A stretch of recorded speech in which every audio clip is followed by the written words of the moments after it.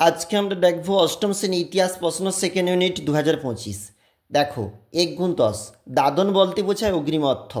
1878-এ দেশীয় মুদ্রণ আইন জারি করেছিল লিটন।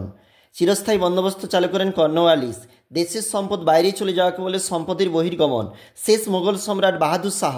সিপাহী বিদ্রোহ হয়েছিল 1857-তে। ভারতের প্রথম সুতির কাপড় তৈরি কারখানা গড়ে ওঠে রিসরায়।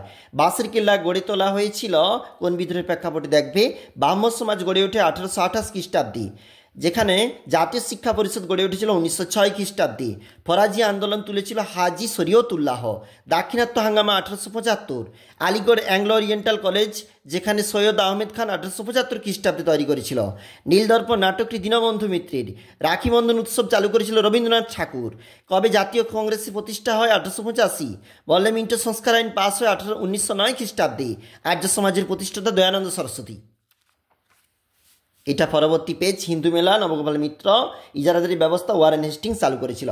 এগুলা 2 নাম্বারের প্রশ্ন, আর এগুলা যেগুলো রয়েছে 3 নাম্বারের প্রশ্ন আর 4 নাম্বারের প্রশ্ন, আর নিচেরগুলা অবশ্যই তোমাদের জন্য রয়েছে 5 নাম্বারের। অবশ্যই দেখবে।